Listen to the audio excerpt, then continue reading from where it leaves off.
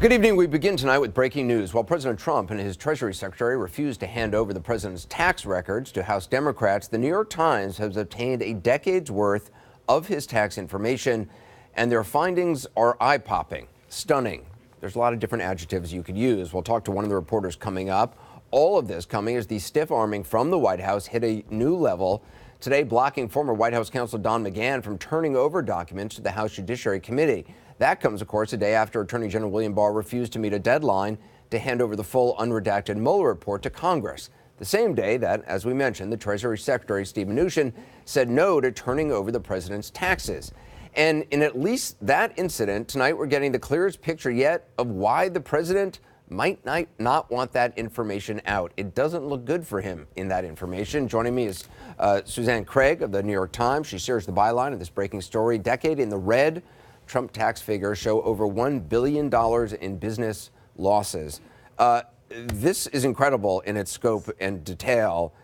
Can you just lay out in your reporting, and again, it's on the New York Times, so people should go and read the full thing, but we're talking over $1 billion over a decade. That's just for his core businesses. Every year that we looked at, he lost money, and the losses grew as he went further into the casinos and the losses that happened there. But it's unbelievable. We would have thought, at least in one of the years that we saw, maybe the year he wrote Art of the Deal, he would have made money. He didn't. He was just bleeding money every year that we looked at on his businesses.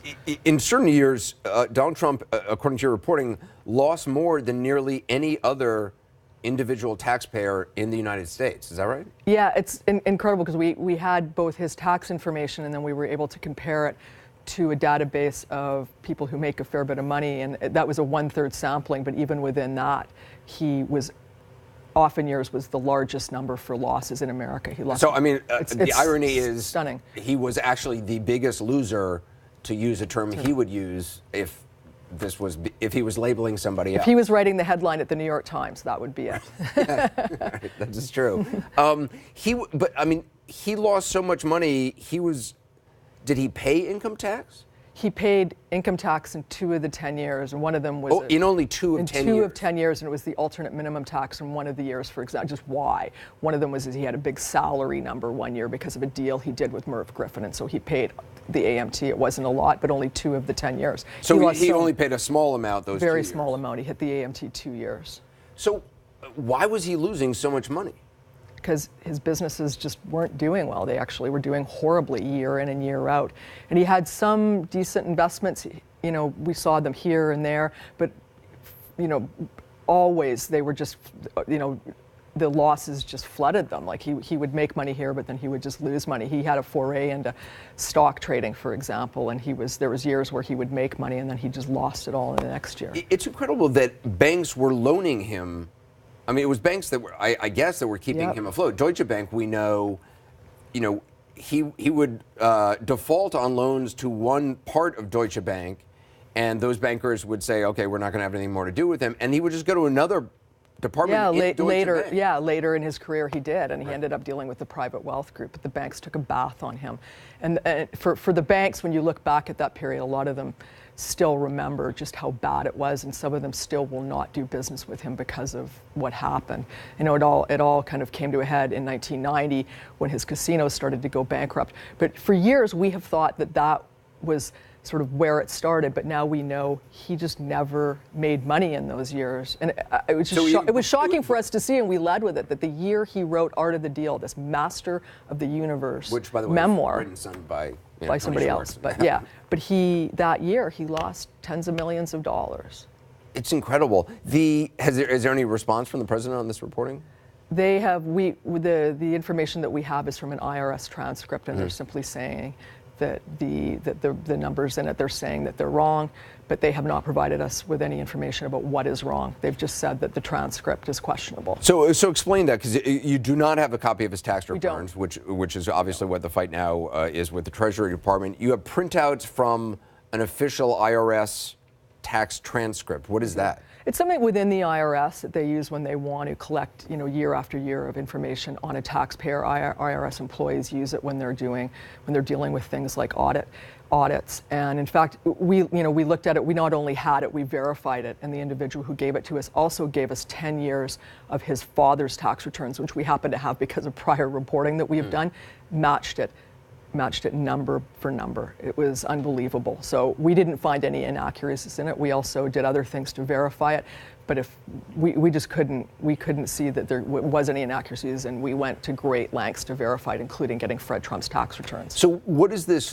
for the battle over tax returns? Is there more in the actual tax returns that you would like to see? Yeah, I mean, it's incredible what we were able to see just with the information that we were provided, but we don't have the schedules. And one of the frustrating things that we saw was, for example, in one of the years he had more than $50 million in what's known as interest income. And this is income you're going to get if you have mortgages or if you have bonds coming in, you will be getting interest from those. And every year he had 10 or 13 or less million dollars, and then this one year he had 50-some million dollars. We couldn't explain it. We had actually in that year access to a lot of his holdings to see what might be generating that sort of interest income. And if we had his schedules, we would know what the sources of that income were. And to me, when I think about the modern day tax returns and why they are so important, it's because we need to see his sources of income. We need to know who's paying him and where that money is coming from.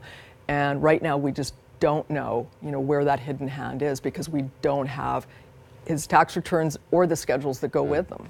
It's just incredible reporting. Suzanne Craig, appreciate it. It's on the New York Times website. Obviously, people should check it out. Thank you very much.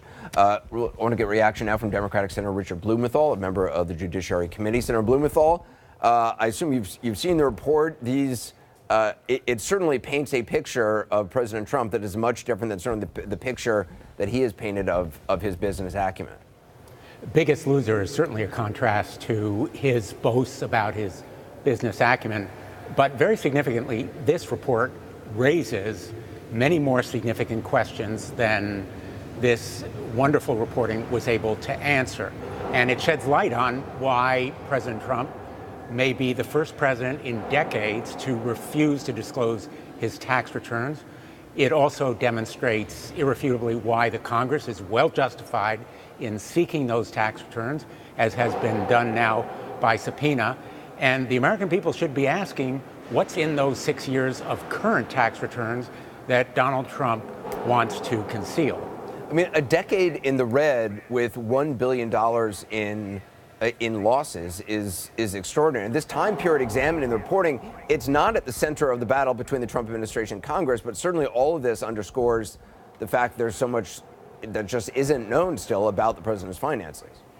There is so much that is unknown here, and it underscores the importance of the lawsuit that I have brought along with almost 200 of my colleagues, Blumenthal versus Trump, that seeks the story and evidence of his payments and benefits from foreign governments to him, which he continues to refuse to disclose to the American people or to Congress, as is required by the Emoluments Clause, the chief anti-corruption provision in the United States Constitution. Donald Trump is defying the Constitution, breaking the law by failing to disclose those details of his ongoing dealings with foreign governments. And so it is a stunning picture of spectacular collapse during those years, which is the term the report uses.